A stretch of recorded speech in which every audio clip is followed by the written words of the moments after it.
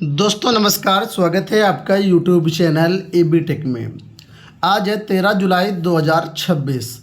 सबसे पहले यहाँ पर देखिए अपडेट है, जुलाई अंत तक संभावित यूपी टीटी का परिणाम।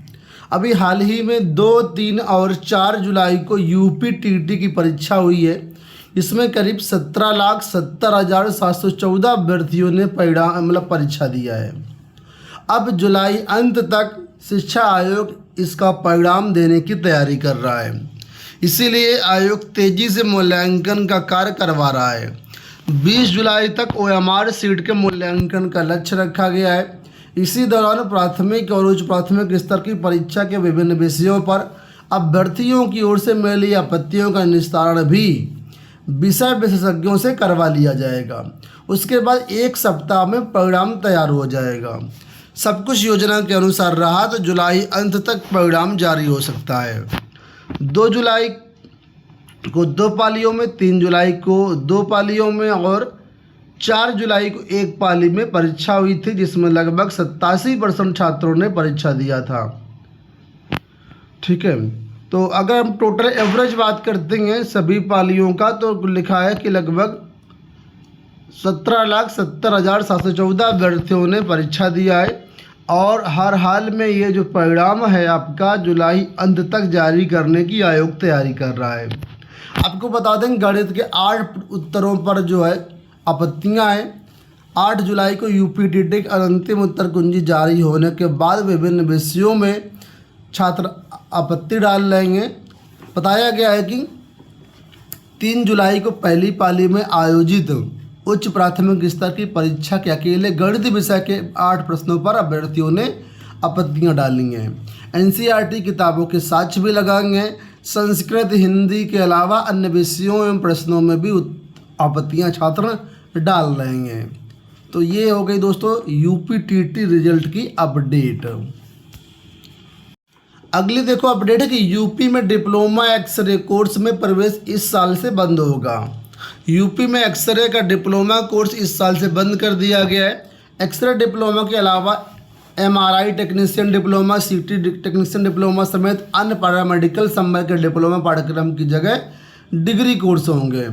इन पाठ्यक्रमों में डिग्री कोर्स अटल बिहारी वाजपेयी चिकित्सा विश्वविद्यालय के तहत प्रवेश प्रक्रिया संचालित है। यूपी स्टेट मेडिकल फैकल्टी ने सत्र 26-27 में विभिन्न मेडिकल कॉलेजों में समस्त शासकीय प्रशिक्षण केंद्रों में सहबद्ध व स्वास्थ्य देखरेख और फार्मेसी डिप्लोमा पाठ्यक्रम प्रवेश के लिए आवेदन संबंधी दिशा निर्देश अपनी वेबसाइट पर जारी किए हैं। इस बार केवल 6 कोर्स में ही प्रवेश के लिए आवेदन मांगे गए हैं। ठीक है, तो जो भी अभ्यर्थी ये कोर्स करना चाहें, ठीक है, तो आवेदन इस समय शुरू है, आप लोग आवेदन कर सकते हैं। लिखा है पाठ्यक्रम की फीस प्रतिवर्ष 24,000 निर्धारित है। डिप्लोमा इन लैब टेक्नीशियन में अब गणित में 12वीं पास वाले भी योग्यता से बाहर कर दिए गए हैं। एक्सरे डिप्लोमा यूपी में सबसे प्राचीन पैरामेडिकल पाठ्यक्रम था। ये 1954 में एसएन मेडिकल कॉलेज आगरा में शुरू हुआ था। तो फिलहाल अगर आप इच्छुक हैं तो वेबसाइट पर चले जाइए। अटल बिहारी वाजपेयी जो चिकित्सा संस्थान है, यहाँ से आप कर सकते हैं कोर्स। सहायक बोरिंग टेक्नीशियन परीक्षा में 13 पकड़े गए। एसटीएफ ने उत्तर प्रदेश अधीनस्थ सेवा चयन आयोग की ओर से रविवार को आयोजित लघु सिंचाई विभाग में सहायक बोरिंग टेक्नीशियन मुख्य परीक्षा में इलेक्ट्रॉनिक डिवाइस के माध्यम से नकल कराने वाले गिरोह को दबोचा है। एसटीएफ ने 3 अभ्यर्थियों समेत 13 आरोपितों को गिरफ्तार किया है। आरोपितों के पास से 4 इलेक्ट्रॉनिक डिवाइस बरामद हुई है। लखनऊ से भी एक नकलची धरा गया है। तो पूरे यूपी में करीब 13 नकलची जो है ये पकड़े गए हैं। लगभग 78% ने इस परीक्षा में उपस्थिति दर्ज कराई है। 4 वर्षीय बीए बीएड के बाद 1 साल में एमए भी। इलाहाबाद विश्वविद्यालय के शिक्षा विभाग में शैक्षणिक सत्र 26-27 से शुरू हो रहे 4 वर्षीय बीए बीएड में प्रवेश लेने वाले विद्यार्थियों को एक बड़ा लाभ होगा। इस पाठ्यक्रम को पूरा करने के बाद केवल एमएड ही नहीं बल्कि अपने चुने हुए मेजर विषय में 1 वर्षीय एमए भी कर सकेंगे। इससे शिक्षक बनने के साथ उच्च शिक्षा प्रतियोगी परीक्षाओं की तैयारी करने वाले विद्यार्थियों को भी फायदा मिलेगा। शिक्षा सेवा चयन आयोग से एक बड़ी अपडेट है। शिक्षा सेवा चयन आयोग की शिक्षक भर्तियों में अवशेष पैनल व्यवस्था खत्म। भर्तियों में जारी की जाती थी 25% तक प्रतीक्षा सूची। सभी टीजीटी पीजीटी की तैयारी करने वाले अभ्यर्थियों के लिए एक बहुत बड़ा झटका है। अभी तक जो भी शिक्षक भर्तियां होती थी उसमें लगभग 25% वेटिंग लिस्ट जारी होती थी, लेकिन अब जानकारी मिलने की व्यवस्था को ख़त्म कर दिया गया है। अशासकीय सहायता प्राप्त माध्यमिक विद्यालयों एवं एडेड महाविद्यालयों के लिए नई शिक्षक भर्तियां पहली बार उत्तर प्रदेश शिक्षा सेवा चयन आयोग कराएगा। इसके पहले माध्यमिक के लिए शिक्षक भर्ती परीक्षाएं उत्तर प्रदेश माध्यमिक शिक्षा सेवा चयन बोर्ड और एडेड महाविद्यालयों के लिए जो परीक्षाएं थी वो उच्चतर शिक्षा सेवा आयोग कराता था। दोनों भर्ती संस्थान अंतिम चयन परिणाम के साथ 10 से 25% तक अवशेष पैनल की सूची जारी करते थे। ऐसे में मूल चयन सूची में के जितने अभ्यर्थी कार्यभार ग्रहण नहीं करते थे उन रिक्त स्थानों पर अवशेष पैनल से अभ्यर्थियों को नियुक्ति दी जाती थी। इससे भर्ती प्रक्रिया पूरी होने में समय लगता था।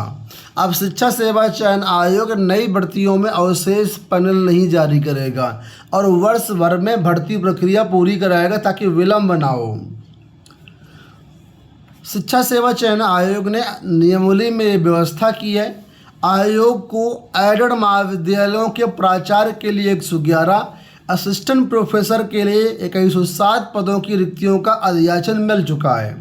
इसी तरह एडेड माध्यमिक के प्रधानाचार्य के 1475 और प्रधानाध्यापक के 1172 पदों के लिए भी अधियाचन मिल चुका है। इसके अलावा टीजीटी पीजीटी के पदों पर भर्ती के निदेशालय की ओर से जल्द ऑनलाइन अधियाचन आयोग को भेज दिया जाएगा। शिक्षा निदेशालय ने इन दोनों संवर्ग में करीब 20,000 पदों का अधियाचन जनपदों से मंगाने के बाद परीक्षण कर अनुमति के लिए माध्यमिक शिक्षा निदेशक को भेजा है। इस तरह आयोग इन पदों पर नई नियमावली के तहत भर्ती कराएगा और नई नियमावली में अवशेष पैनल जारी करने की व्यवस्था समाप्त कर दी गई है। लोक सेवा आयोग भी ऐसा ही करता है। इस तरह मूल चयन सूची के चयनित अभ्यर्थियों द्वारा किन्हीं कारणों से कार्यभार न ग्रहण करने से रिक्त हुए पदों को अगली भर्ती में अग्रसारित किया जाएगा।